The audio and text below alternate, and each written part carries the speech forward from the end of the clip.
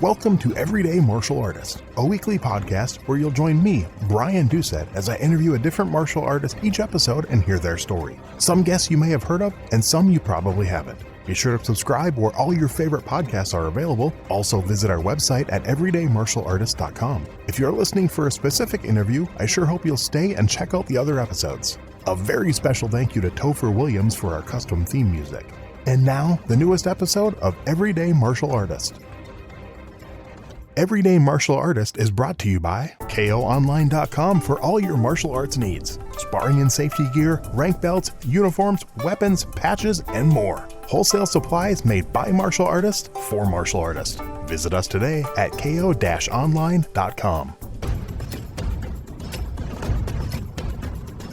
Hello and welcome to a new edition of Everyday Martial Artist. I'm your host, Brian Doucette. As we do every week, we have a chat with a brand new martial artist from a different style, different background, and kind of hear their story and how they got involved in the martial arts and what they're doing now and everything in between. My guest today, very excited about this one. This is a gentleman I first met in person back in 2005. I was visiting friends and taking a family vacation in California, and I popped into his school to have him sign my copy of The Journey. Those of you who have been listening to the podcast, of course, you know that book. One of my first guests on the podcast, wonderful guy, Mr. Tom Bleeker, who wrote that book. And had him autograph that. But this gentleman has been a martial artist for many years. He's also a author. He's done numerous instructional videos, and he's even been in a movie playing his instructor. So that was actually kind of cool. We'll definitely talk about that too. But very excited to welcome to the show today, Larry Tatum. How are you doing today, sir? Doing great. Got my cup of coffee and I'm ready to go. Oh, there we go. Cool. Well, kind of like I do with all my guests, let's just jump into the beginning. Go back to that very first spark. What led to that first interest in martial arts, or where did you first see martial arts, and kind of what sparked that interest? Oh, I think, as a kid, I was an athlete like my father, his brothers, my uncles. And I did well in gymnastics. I was a rope climber when I was about 14 or 15, and I won the championships in Pasadena, California, inter-school. And, I enjoyed working out. And but a friend of mine was cutting my hair. I was angry one day because I had to get my hair cut. I had to do it. And he said, well, I teach judo, and I teach something called Kenpo. He said, would you like to see it? And I said, yeah. Took my mind off my haircut. And I threw a punch at him, and he did a Kenpo technique on him. I said, okay, that's what I want to do. Wow. As a kid, you start taking martial arts as a means to give you a better edge in a confrontation. But back when I started in 65, Christmas of 65, martial arts, particularly karate or Kenpo Karate, was there's a lot of mysticism to it, especially in the United States, North America, South America. A few people actually taught it or did it as a living. There was less than 3 schools in the United States, Kenpo, or maybe 3, that taught it for a living. So it wasn't a vocation at the time. It was more of an adventure and a way of learning how to become a fighter. But as a kid, when I first went down to the Ed Parker studio in Pasadena where I lived, I was awe-inspired by how the black belts carried themselves. These guys were in their 20s and some in their 30s. I was 15, but it impressed me. It impressed me that these guys were tremendous fighters. They were warriors, but they were educated at the same time. And during those years, I really didn't care about school, and I could get an A if I wanted to get it, okay? Mm-hmm. But I only went to school to get ready to go out at night. So it was, my friends called it my office. But after taking my first few lessons, I realized that I was being taught the essence of how to learn, critical learning, critical study, concentration, and a greater focus on myself is how important I was. I learned that I was important more than I was, growing up thinking that I was born for school, but then I learned through my Kenpo studies that school was there for me, okay? And that's you turn that around and you get a different outlook on life. And primarily that's what did it for me. And I was so infatuated with the idea of being able to defend yourself scientifically. And that's how it got started. Wow. So Yeah. think about one of those first couple of classes. What are some of the things you just, like, as far as like, technique and physical stuff? What are a couple of things you remember learning? I'm assuming the way the class was run back then quite a bit different than the way martial arts classes are run now. What are a couple of things that really stood out from those first one or two classes as far as the technique and the atmosphere and stuff? Well, as a kid, Ed Parker would come on the mats and teach group class, and he'd say, "All right, get in your horse, and this is your punch, this is your block, this is your kick." And the fact that he was using the word "your," he didn't say "get in a horse," "get in your." It was giving you the idea that all this was for you, and it was your horse. You were a structure that Kenpo was going to be layered on. Okay, and that fascinated me, and that the mere fact that my hands or my feet could respond as weapons, but not as just hands and feet, was just amazing to me. For instance, when he taught us a hand sword, he said, "I want you to curl your fingers in so that your hand acts like a sword, not like a hand." And I remember that very well, that I was going to embody the idea that, yes, I was going to become a weapon. I was going to forge myself. And that really impressed me. Okay. Mm-hmm. That really took over my idea of the importance to become what you are learning, embody it. So go ahead. Yeah, no, go ahead. I'd keep going. Okay. When he taught, and I learned this, he taught in a way that he taught in parables, and parables for a young teenager get you to look deeper inside a subject or an idea, a concept or a principle. And he got us to focus on that we were a structure that was had the same symmetry of life itself, and that the body was not an island unto itself, nor is anything in our three-dimensional world. We are all part of the symmetry. So the symmetry of Kenpo was being layered on me a step at a time. Because of this, I really carried myself differently, and I thought differently. I went to school, and my grades went up, and because I looked at the challenge of learning as not a problem, okay, or a boredom or something, but as a true challenge for myself. That's what I got from my first few lessons. So, as an instructor yourself, and obviously many people come to a martial arts class and they try it out, they stick with it a while, and they leave. Not everyone goes full circle. Not everyone gets their black belt. What made you stick with it? What made you want to keep going? I mean, and was there ever a time where you thought about leaving? Hey, this is too tough. I don't want to do this anymore. Or were you in 100% from the start? It was 100%, because when I put my first gi on, I was in the dressing room. When I put the top on, and it felt like I was being reunited with an old friend. It wasn't foreign to me, and it was supposed to be around me. This then got me to look deeper into, things that weren't happening by accident. And I was part of a scheme of life where I had my place. And so, yes, it was 100%. And when I put that gi on, it was, I was supposed to be there. It was supposed to be there. This was not, I no longer felt like life was happening to me, but I was going to be able to happen to life. Okay. I wasn't going to be subject to everything as young kids are and so forth, but really not question how life was working for you and oftentimes against you. So this was important. Those two things came crystal clear to me when I put that gi on. Wow. At what level did you start teaching? And is that something back then, did everyone help teach class, or is that something you wanted to do? Teaching for me, when I would take one lesson, I'd go home that night.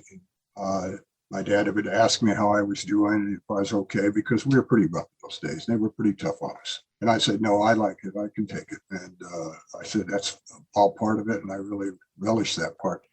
But the next day I'd go to school, and in between classes, we'd go to bathrooms to smoke. And, I would teach guys in the bathroom what I'd learned at the previous lesson. So I actually had a little group going on in the bathroom at 15 years old. And and they would look forward to it. But I was so eager to share what I was learning, and I didn't want to hold back on this. So the guys came up and said, you're a natural teacher. I said, well, I enjoy sharing. I don't know about teaching. And they said, no, you're a natural teacher. I said, how so? And he said, because you like to share. So that's how it started. But I didn't become a teacher because when I got back from Vietnam, I got out of the Army. I was, looking for work. I was thinking of working for my dad, who owned a big nursery in Pasadena, California. But I wanted to do something for myself. And I was in a nightclub one night, and a guy came up to me and he said, I used to be in one of your classes in the bathroom.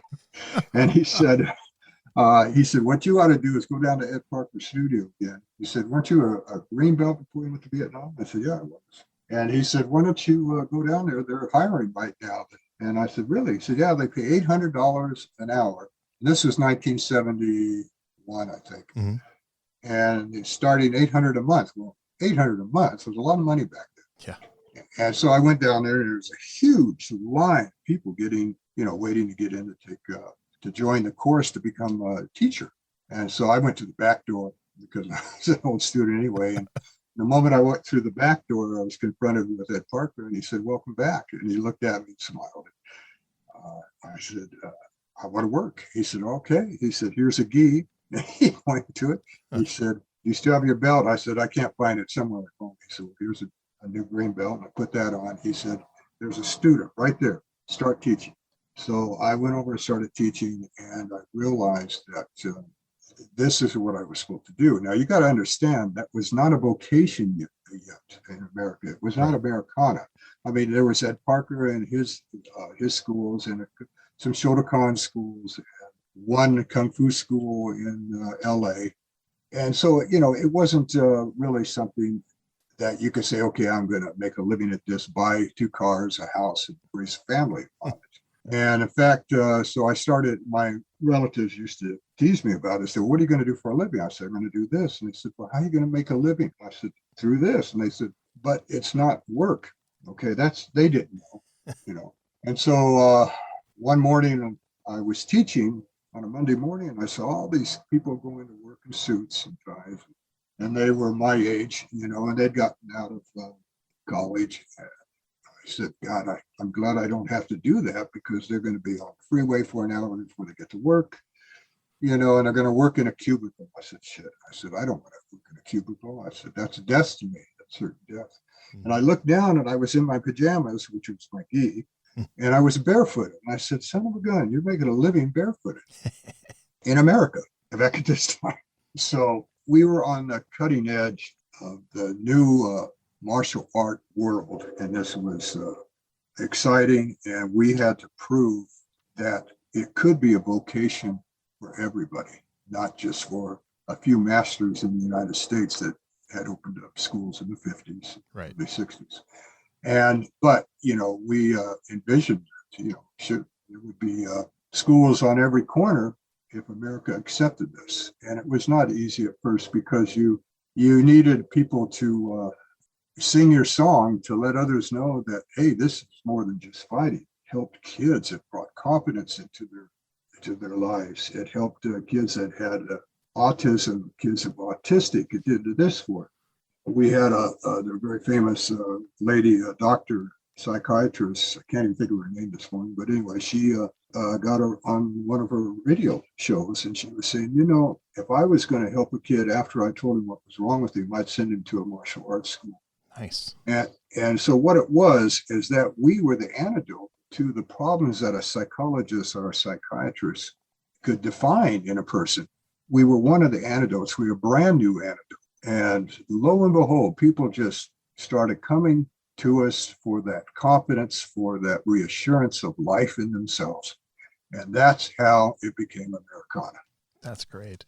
How do you think your teaching styles changed over the years? Thinking back to those bathroom karate lessons in your first time teaching for Mr. Parker, how do you think your styles changed over the last 40 plus years? It changed rapidly, in that as I got better physically, I wanted my teaching ability to be as masterful as my physical ability. And this is one of the concerns I have today. I see a lot of guys that very good physically, because there's more talent now than there ever has been around the world because of the accessibility to the martial arts, particularly Kenpo. But these guys, they're really great, but they can't, they're teaching, they're masterful. They're not masterful in their teaching. Not all of them, but many are not, because they never bothered to have that proportion. Every time you got physically better, you should be a better teacher. It should grow proportionally. If you're a first degree black belt, you should be a first degree in teaching. And this was something that I was learning myself. I was learning that as I taught, I was teaching myself. Okay. It's like we had a saying, guy come up to say, Mr. Tatum, I want a private lesson. I'd say, okay, go teach one. Okay. All right. In other words, the art will teach you when you teach. Mm-hmm. And this then was something that I realized that they had to be proportioned to physical and the ability to convey the knowledge at the same time. And at that time, Mr. Parker was creating terminology, encyclopedia of Kenpo terminology, so people could express themselves intelligently through the arts, so that when you taught new people, they just didn't think it was just hitting and punching. Okay. And, it's like I said before, my grades went up because the science to Kenpo is the same science that builds the universe. Mm-hmm. Okay. And I was learning calculus, trigonometry. I was learning all of the geometric symbols and mathematical equations that made up the art. Okay. Which further fueled my desire to become more aware of math in school, social science, human behavior, and so forth, because it was part of what we were teaching. And so as the years went by, I would see myself doing very well physically. And then a few days later, I felt terrible when I was moving. And I couldn't figure that out. And then a week or so later, or a month later, I'd feel good again and say, okay, I'm back to myself. And then I would go back, I would drop down to what I thought was dropping down to where I felt terrible and my motion was not the same. But what I didn't know at the time is that I was shedding the skin of the old knowledge, of the old physical way of moving, because I was leaving the plateau so fast physically that when you leave a plateau, there's an in-between where you don't feel good, because you have to accept the new physically, and you have to, put the old behind you. And this was happening so frequently to me. I finally figured that out. And I also realized that had happened in your teaching too. Okay. You would go back and say, gosh, is that the way I taught you? And he said, yeah. And I said, well, that's not how I teach now. Okay. And so you evolve, your teaching methods evolve as you get older, and you can get more done with less said. And one of the key things that I learned, Brian, was that I was watching guys try to change one thing one of the students would be doing wrong in basic. And they would change 10 things to get one thing changed. And then I said, wait a sec. I said, no. I said, change one thing that changes 10 things that person is doing. Okay.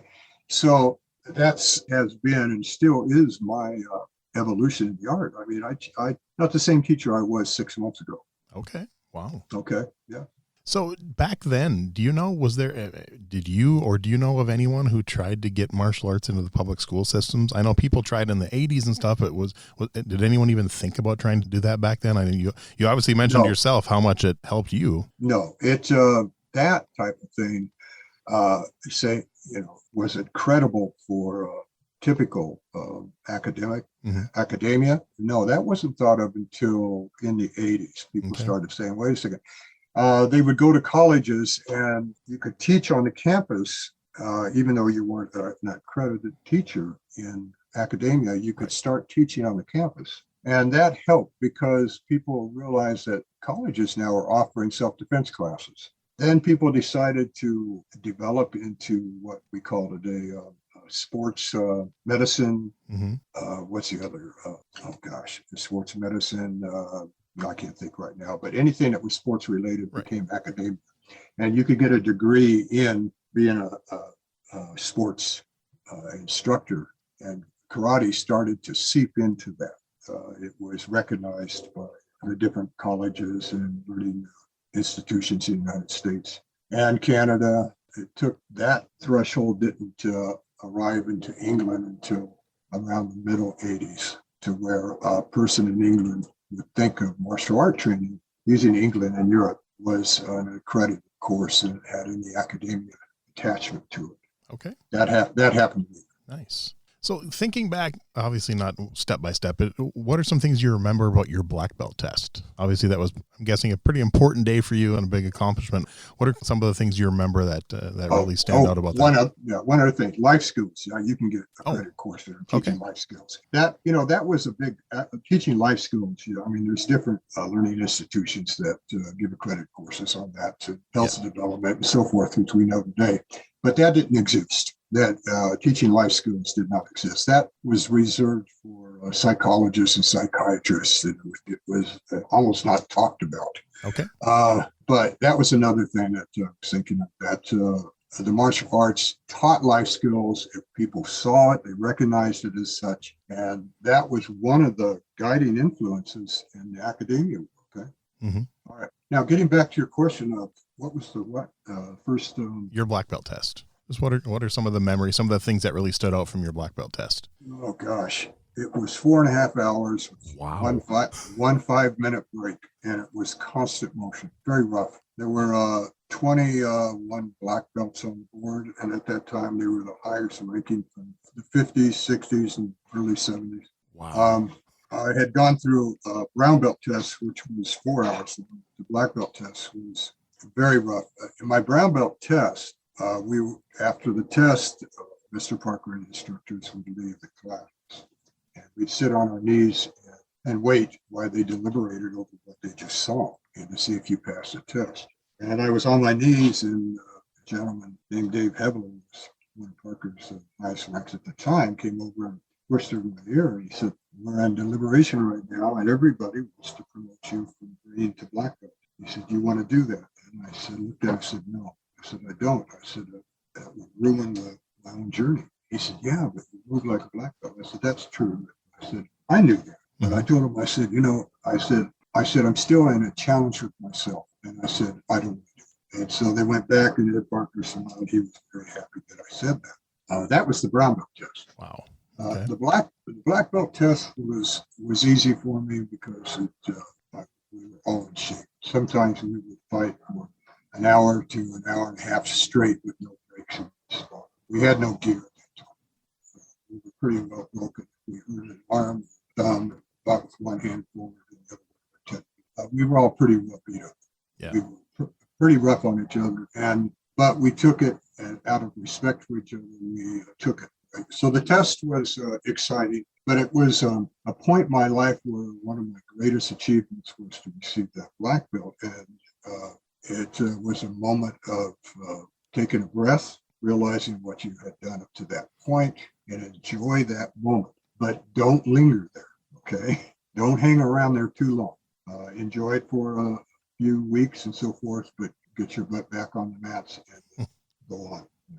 So back then, when you first started, now, had he started, was it already American Kenpo, or was it still? Well, it went through transition. When I started, it was called Chinese Kenpo. Okay. All right. There was a Hawaiian Kenpo. Then the Kenpo that he brought from Hawaii was a combination of the Kenpo that was being taught in Hawaii, but Professor Chow, who had taught Parker and the other students that time, altered it so much that it was a combination of, it looked like Kung Fu, and it looked like Hawaii Kenpo, looked like Kosher Kenpo, and so forth. But what Parker did in the 50s, he came and he started teaching that, but then he started to get the Kung Fu influence from different Kung Fu teachers, masters, and he added that to Kenpo, but he was not satisfied with that. But during that time, it was called, he changed it to Chinese Kenpo. Okay. And, but then later, as he evolved the system with clarity and defined what basics are and so forth, it became American Kenpo. But prior to his death, he told me once, he said, it can't be called American Kenpo anymore. He says, it is what it is. It's all concepts and all principles united under one roof of study. Okay. Yeah. So back in 1988, you were approached by Panther Productions to create a video series, and that was actually the first time I heard of you. I used to read Black Belt. I started Tong Sudo when I was 10, and I used to go to the local drugstore and buy Black Belt magazine. And I remember, I think when I was in high school, it was the first time I saw your ad in there for your video series, When Kenpo Strikes. Just kind of talk a little bit about that, and now it was completely their idea. And was that another thing where you were right on board and said, yes, I want to do this, or how did that whole thing come about? I was approached by them to do the first Kenpo videos in the world. I said, all right. I said, I'll do it. And I did 22 or 23 of them. And they had all the forms and all the basics and the sets and so forth. And I was very proud of that work at that time. They were actually a little early because not everybody had a VHS machine, or what was called a Betamax at that time. Yep. First it was Betamax and VHS, but they didn't have it. So, and then within months, people started to get the machines, and then suddenly the sales just went through. But I didn't do all of the self-defense techniques until 93, when I produced those with my wife, Jill, on my own. And and if you look at the videos from 88 or 89, you'll see a different person than you will 93. And you'll see a different person in the videos I did in the 90s, or rather in the millennia, 2001, 2002, they changed. And the DVDs I do now, and the app I have on the phone, which is all over the world, you can see a definite change in the person. And I'll tell you, one of the things that changed my teaching in my persona is I went to acting class with a gentleman named Eric Morris, who was he was the master of teaching acting. He didn't hold anything back. He would tear a person apart emotionally to get to the real it in the person if it called for it in a scene or a character had to come out of you. And he saw my videos that I did with Panther, and he said, those are very good, very instructive. He said, wow. He said, I'm learning from and so forth. He said, there's something else in you that's not on there. So I went 2 years of intensive acting. And so when I went back into the self-defense techniques, you'll see a completely different person. Okay. And it's at the time that I did 89, anytime you do something that is educational, you're doing it from a point of understanding or perspective of understanding at that time. Okay. And since Kenpo it's a very fluid system in that it changes, okay, to fit the situation. You too have to change in your approach to teaching and so forth. But the acting really brought a side of me out that I use to this day. And that gentleman changed my life drastically. And I keep under that same vein I teach today. I'm more open than I ever was, and I get more done. Okay. Well, you mentioned acting, which actually kind of brings me to my next question. Mr. Parker has been, portrayed in a couple different movies, actually by his son in the very popular movie Dragon, the Bruce Lee story, but in another movie that was more focused on Elvis Presley called Protecting the King, you actually had the opportunity to play Mr. Parker. Talk a little bit about that. Well, it was an interesting movie because not once in the movie the gentleman who was playing Elvis, do they call him Elvis. That's right. I noticed that when I saw it. That was kind of weird. All right. So there were some rights that they had to watch out for. So they called him the King, so forth. And I was playing not Ed Parker as Ed Parker. I was playing a character of myself. Okay. So the story could be told. And so David Stanley, who produced the movie, who was Elvis's half brother, he had seen me in Florida in a seminar, and he said, I'm going to do a film about my brother Elvis. And he said, I want you to be one of the stars in some way. And I said, all right. I said, whenever you're ready. Well, a couple of years later, he called and he said, I want you to do this part where you're playing Ed Parker. I said, well, I don't, I have a mustache. And he said, no. He said, it's not important. He said, the storyline is what's important. And I said, okay, we'll do it. And so when I filmed that scene in Protecting the King, by the way, the movie did very well, particularly in Europe. It did. Great movie. Yeah. I shot from 8 in the morning to about 10 at night just to do that mass attack scene. Wow. And as good as it was, they used the very last scene around 10 o'clock at night when I was worn out. My, I'm an artist and I wanted to do my best. Mm-hmm. They should have kept the very first tape, but something. But anyway, it wore me out because when you see the mass attack, there's very few real cut-ins. I'm doing all the work, and I'm working on six or seven guys. Can't remember, but I'm not taking breaks in between. It was a lot of work, but I enjoyed it. Got to meet a lot of actors in it and so forth. The gentleman that played Elvis was the gentleman who played Elvis in Forrest Gump. Oh, and, okay. I didn't realize that. Nice. Yeah, he did a great job. Yeah, he did a great job. But it was a lot of fun. I've done a couple of other films and so forth. I remember. Go ahead. I was going to say, I read in an interview with Mr. Stanley, I believe he said that the main reason he chose you for that is because you moved like Ed Parker, and that's what impressed him. That was the thing. I mean, Ed Parker came up to me one day. He said, "You look just like me." And he said, "You look like me." I said, "No, I don't." He said, "When I say look like me, meaning that when you move, you look like me." Right. And he said, "You have that." He said, "You were born with certain characteristics in Kenpo." And what I found out through my teaching, how I moved, I couldn't really explain it to anybody when I first started moving like that.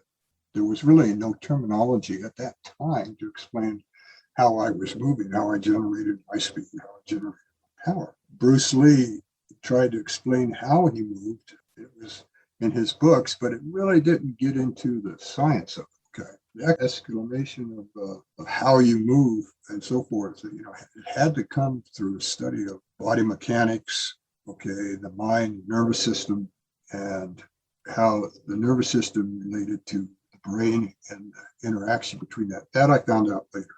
Okay. But in many of the early days of my teaching, I couldn't explain how I did it. I could show you. Okay. But how it functioned behind the scenes, so to speak, that came along as I evolved in my teaching. That changed as well. I could explain it to you.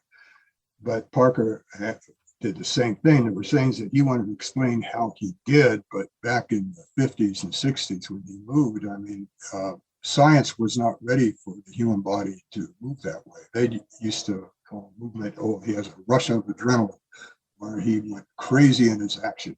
He is just born with it. Well, I never believed that just because you were born with ability that you couldn't bring that across to somebody else, because you could. Right. But there had to be terminology, an understanding through terminology to bring it across to them. And I think that's fascinating. Oh, definitely. And so that's where we are today. Okay. And so now you did the video series. You also got into writing, and you've written a few books too. Talk about how that came about. Was that another thing did someone approach you, or did you just decide? And if I remember correctly, I could be wrong, but I think your first book, Confidence, A Child's First Weapon. It was 1984. 1984. It was Confidence, Child's First Weapon. Oh, okay. That was that. Okay. Yeah. I must have a reprint of it then, because one I have says 2003. Yeah. So I must have got the reprint. So what led to that first book? Well, I wanted to do it. We were teaching so many children. Okay. Kids were becoming so prevalent in the art. And I was learning about how children learn and so forth. And I wanted to write a book. And it was the first book on Kenpo ever for kids. But I didn't want to write it in such a way that it was childish. So what I did was I paraphrased, if I wrote a descriptive sentence, which was for a reader that was in high school or college, I paraphrased it with the same verbiage, not with the same verbiage, but the different verbiage, so that a younger person could understand. And I guess that's one of the reasons the book did so well. And but when I wrote it, I went under the eye of an English professor named Tony Wasserberger.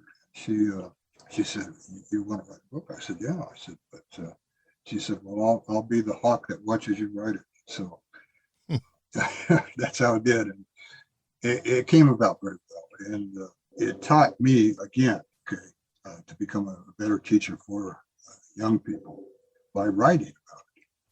That's how that started. Okay. And I know you've written a few other ones too. So how many total books have you written? I've written 3 books. Okay. I'm working on one. I finished one a few years ago, which is The Heart and Soul of Kenpo, which is We Can't Keep In. It's done so well. I'm very proud of it. But that's where I get into teaching.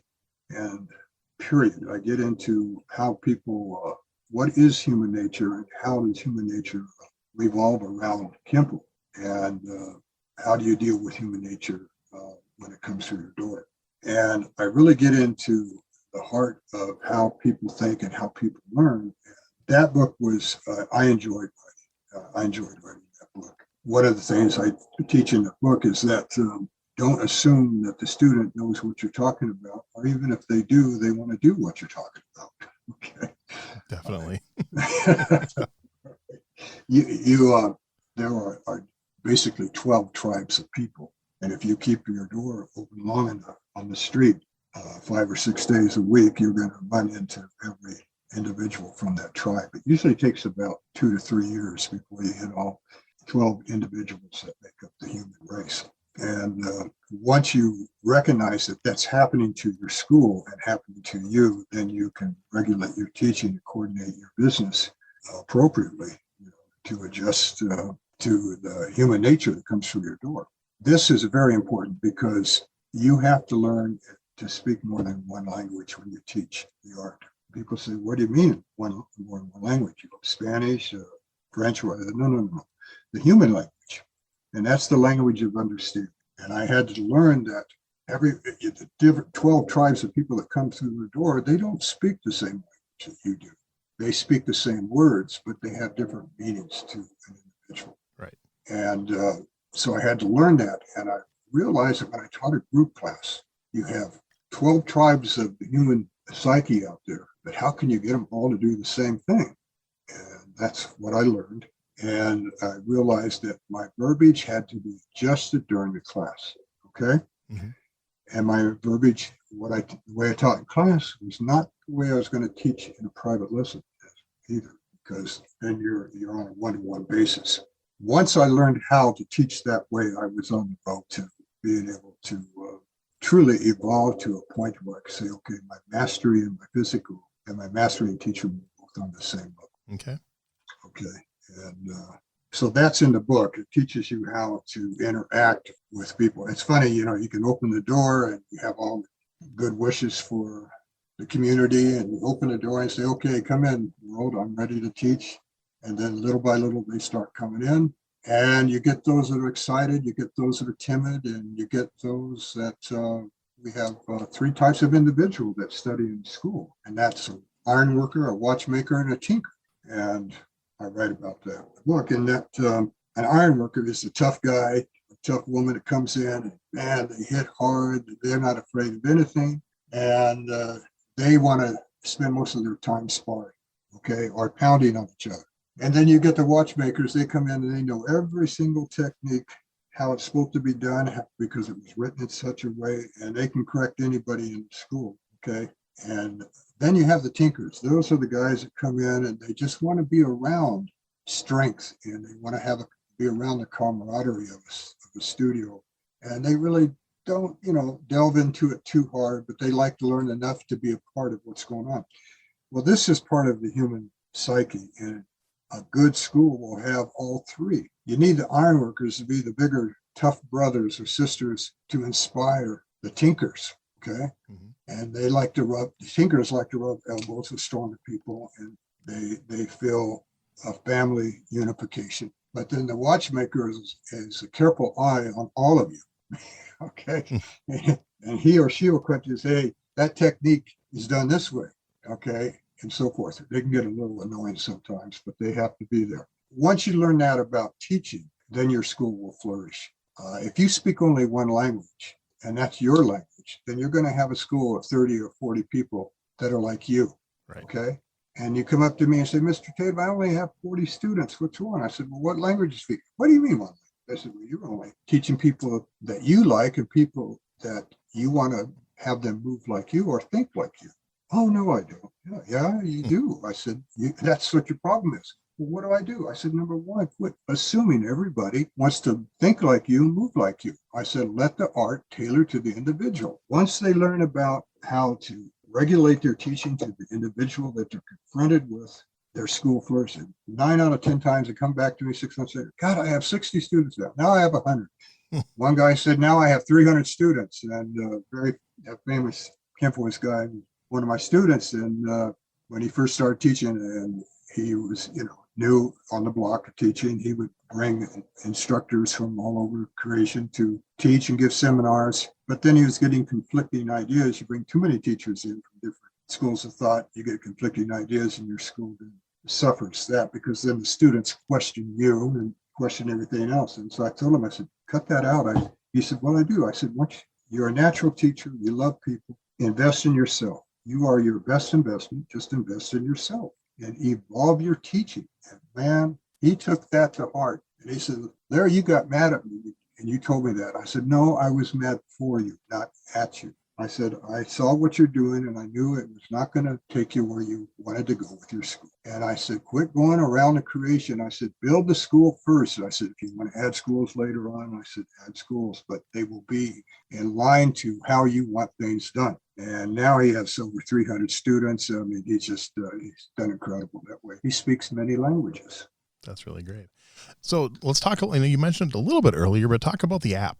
I was reading about it. That sounds really interesting. So just. Oh gosh, 4 years ago, one of my students, like a keen entrepreneur, said, I'd like to do something with it. I said, he said, app. And I said, how hard is it to get the whole system on the app so people can have it on their phone and have every DVD I did? He said, well, we want to get those on the phone. So he tried for a year and he couldn't do it because it was the hoops that you have to jump through to get on the app it's very difficult, because you have to be accepted by Google, you have to be accepted by iPhone, you have to be accepted, and on and on. Okay, they have to scrutinize it, they have to see what is it that you're putting on there, and so forth. You have to share in proceeds, of course, and so he couldn't finish it, and he tried very hard. So finally, one of my students from Ireland approached me with it. He said, look, he said, Mr. Tatum, he said, I've been with you for so long. He said, I know how to get the app up and running. He said, it's going to take at least a year. So we did, and it took longer than that. And finally, after we jumped through the hoops and you're approved by all of the search engines and Google and Yahoo and everything, and you're accepted by the placement, it finally happened. And the entire system I teach, from yellow belt all the way through, is on the app, and it's there at your fingertips. And it just took off like crazy. And so I'm in somebody's back pocket every day. I'm at the beach and I don't know it. Okay. One lady said, me and my husband watch you before we go to sleep at night. I said, oh, shoot, don't do it. I suppose when COVID hit, that was a really cool thing to already have in the bag. I mean, well, when COVID hit, everybody ran to the app, and it has serviced the martial art world, not just the Kenpo, but the martial art world tremendously. And what we do, we have to, as the app, or rather as Google, just like you get updates on your computer, you have to change with the updates on the function of the app too. So you just go to your app store on your phone and type in Larry Tatum Kenpo, and it'll come right up. Awesome. Any and every technique, plus a whole bunch of other seminars I did and special classes for those that have the app. Okay, and it looks like you also have a website for that too. It's ltkempoapp.com. I'll put a link for that for sure with your on the show notes when we launch the podcast. So great. That's cool. So someone asks you, and they know nothing about martial arts, and they're wondering what makes your style different from others. What kind of do you have like a little brief segment you'd give them to kind of explain the difference between Kenpo and something else? Well, it's it's not new what I'm saying, but Kenpo is traditionally untraditional. Kenpo has all the concepts and principles of motion into one system, but its approach is to do away with itself. People say, what do you mean by that, Mr. Tatum? I said, well, the point of it is, once you learn all of the techniques, and there's 151 techniques, including extensions, they're the genetic code of the system, where every concept and every principle is interwoven and interrelates to itself. The yellow belt techniques relate to the highest black belt techniques, to the middle brown belt techniques, down to purple techniques. But I did an article on it. It's in my new book too. Okay. The genetic code of Kenpo. So it has everything that the human body can do in motion. And it also has all the concepts of understanding as well as teaching.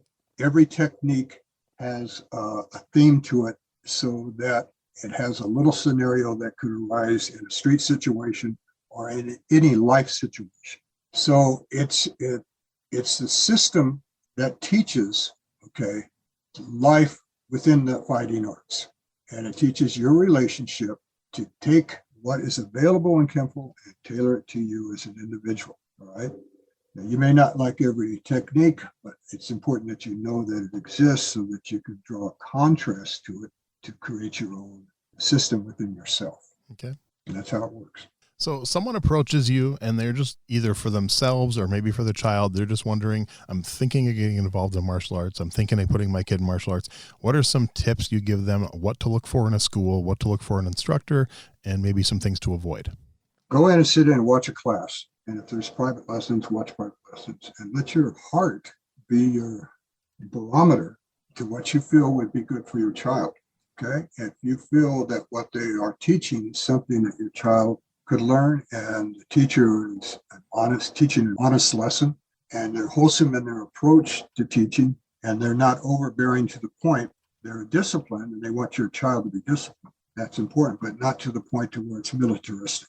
If that fits you, then that's a place that you want to start at. If you don't know anything about the different styles, then go to different schools, okay? And educate yourself as a parent what the different styles offer, okay?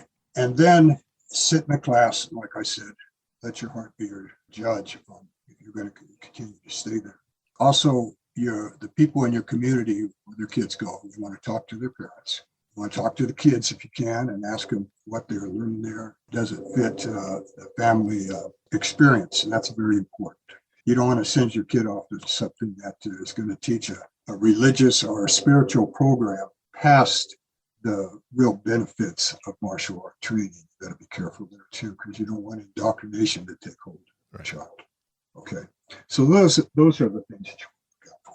So in your 50 plus years in the martial arts, I'm curious, what are your thoughts on MMA and the UFC and kind of that, how it's kind of exploded into the martial arts world in the last 25 years? Well, at first, when it first came out, it wasn't as technically advanced as it is now, okay, because it was filling itself out to the rules have changed throughout time. Yep. And in the beginning, most people were being taken out by chokeholds because their striking methods were not up to par to deal with a guy with ground fighting. And then that changed. Then people started getting knocked out by their feet and their hands and elbows and everything else, right? So now it is a real tremendous combination of everything within the rules that it's bounded. And the way it is today it's spectacular. And it has helped the martial art tremendously, without a doubt. I mean, the talent now around the world is just bigger than it ever has been. People are doing things physically that people didn't think you could do in the past. So I credit a lot of that to, of course. And anyway, the different styles have a different approach to life studies and through physical studies. And it's important that everybody finds their own way through the different approach to martial arts. And if a guy wants to go to MMA and, pound somebody into the mat and stand up as a victor, that's great. And, it depends on the people that are obliged to do that with each other. But, oftentimes people say, why didn't you go and do the same type of thing? I said, because I enjoyed, fighting was easy for me. It wasn't hard. It was very easy for me. But I wanted to stand side by side in victory with a student that I didn't beat to the ground, but I elevated through teaching. Nice. I like that answer. I probably know the answer, but maybe I don't. Maybe I'm wrong. So if you had to pick one martial artist that you truly admire, who would be at the top of your list? Oh, besides Ed Parker. You're right. That's kind of the easy go-to, I guess. So. That's the easy go-to. Yeah. That's not an easy question because there's so much talent now. Right. So. And maybe it's someone you never met or never saw in person. Maybe it's someone you've read about or studied about too. I mean, it doesn't have to be someone you actually knew. Well, there was, oh my gosh, let's see. I would say that it's too hard to say one person. I mean, I like watching all the arts, particularly when it's done artfully. Okay. When I watched the Olympics Mm-hmm. a week ago, I was very disappointed with the taekwondo matches for the kids, the teenagers. Yep. And I found out everybody was. It was sloppy. They'd hold on to each other and who could get the first kick in. And it was just a kick, and then you kick. It was very sloppy. I was not impressed because I'd seen it in the Olympics before, like everybody else. And when it had a sense of art to it. This time it was very sloppy in that age group, and I was very disappointed. Yeah, it's changed a lot. You go back and watch when like someone like Herb Perez was doing it back in the early '90s and compare it to now, and it's different. Yeah. It's completely different. No, it's losing its art in many ways. It'll come back. But I enjoy watching good judo, good jiu-jitsu. If I didn't do Kenpo, I would have done judo. Okay. And once a good judo man gets a hold of you, you better know what you're doing because that is true. It's true. Or a good wrestler. Okay. So I don't know of any one person that I watched today. I'll tell you the best fight scene that I saw that impressed me the most as being the most realistic and came from an organic place within the body and mind was in Lonesome Dove when Tommy Lee was protecting his son, who he wouldn't admit was his son, was being picked on by some soldiers and being whipped by one of the soldiers. They were trying to steal his horse, confiscate his horse. Mm-hmm. And Tommy Lee, tremendous actor, rode his horse into another horse to knock it over, jumped off, and he went after this guy, picking on his son. If you ever want to see a fight scene that is so real and so organic, that's the best one I've seen. Wow. I have to go back. I probably haven't watched that since I was probably in high school. He takes that guy apart, but you can see in his mind when he fights, and you can see his body as he moves that he's defending his son.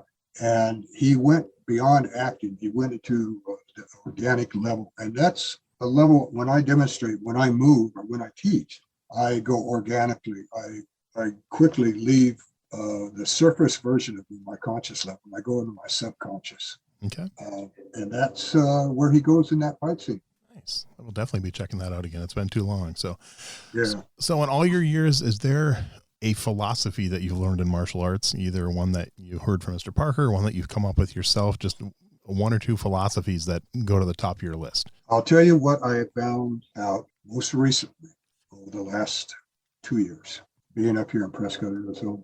As much as I love the art, embodied it, and have taught and loved all the people that I've taught, 27,000 students, no, 30 some odd thousand students. Wow.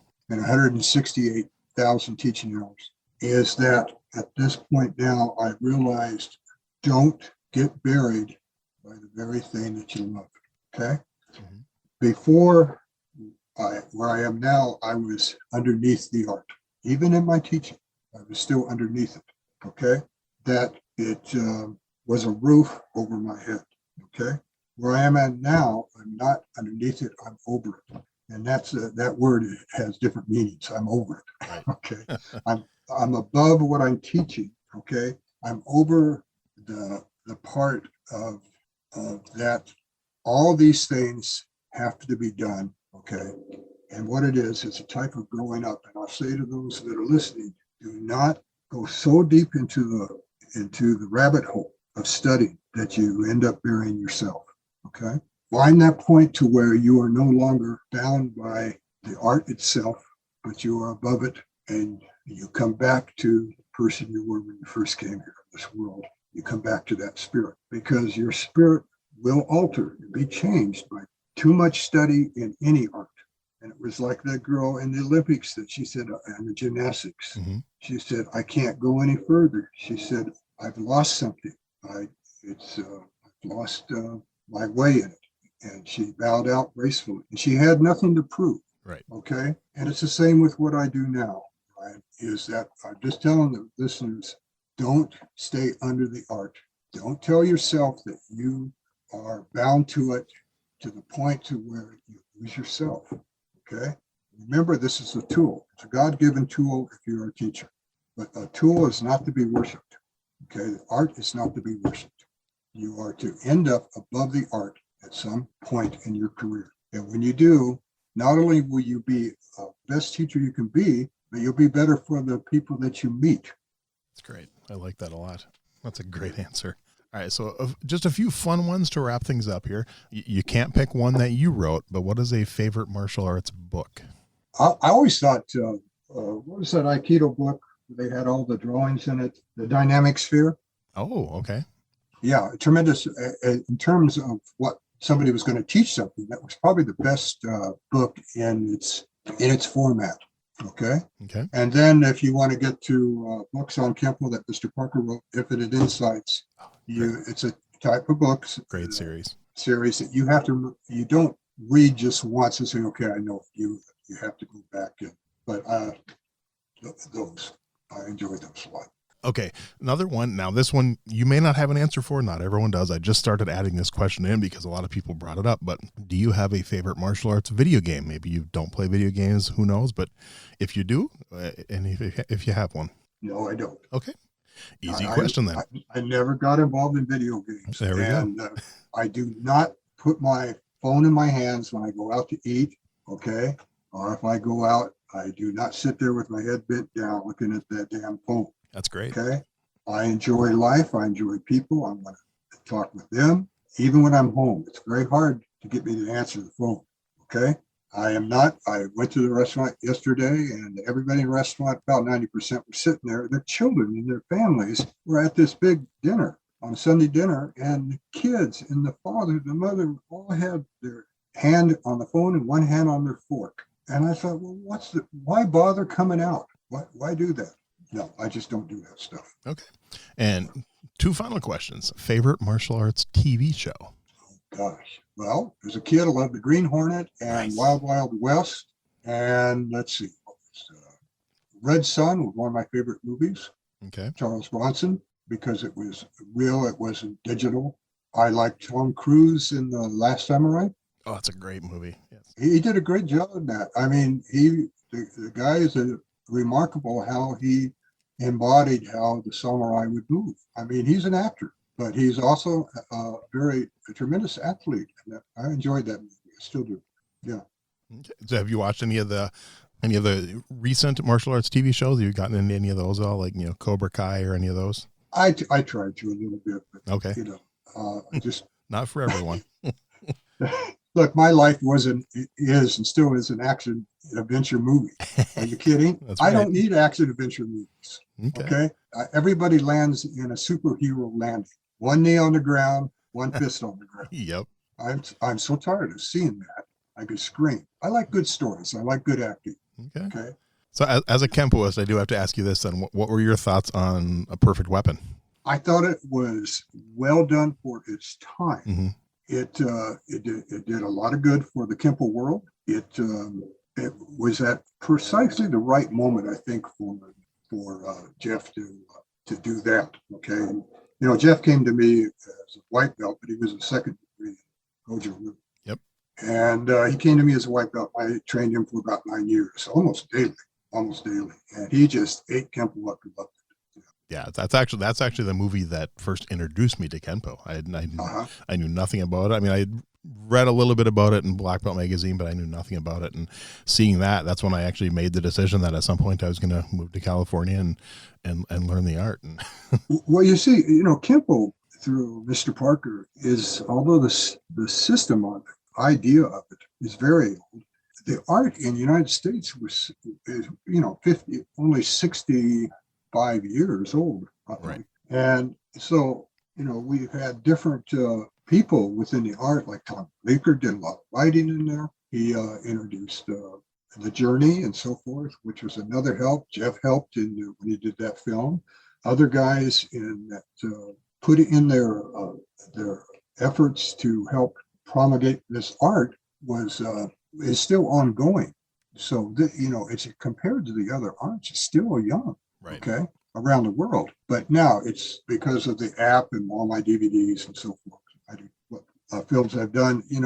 People recognize it for what it is. I mean, it is such a popular system now. So all these people in the past that have put their efforts into it deserve a lot of credit for it. Agreed. Well, Mr. Tatum, I just want to say thank you. This has been an absolute honor. Like I said, I know I've met you once or twice. I was actually originally thought at the beginning, I said the first time I met you was actually 2005, but I actually met you briefly at the internationals. I believe it was 1995. Was still living in Minnesota and drove with a buddy out there. We wanted to just go to the tournament and watch. And that was my first experience with a tournament that big. So we actually just drove there to watch. And I think I just walked up to you and said hi and like shook your hand. That was about it. We didn't really have a conversation. But so that was the first time I actually met you. And then, it's the way things are. The symmetry of life is that you meet somebody and you really don't acknowledge it that much. But there was a reason for that first meeting. Yep. Oh, definitely. There is. It's just not, okay, you met somebody and that's the end of it. No, there's a reason for it. No, but I truly appreciate your time. I've loved your stories. It's been great hearing about your background and your journey through martial arts. Well, thank you. I enjoyed it too. Thanks for listening to Everyday Martial Artist. We hope you will join us every week for a brand new episode with a different martial artist telling their story. If you enjoy the show, be sure to leave us a review. Also, be sure to check out our website at everydaymartialartist.com. There you can find all of our episodes and contact us to suggest guests and ask questions. Again, thanks for listening to Everyday Martial Artist, and we'll see you next week.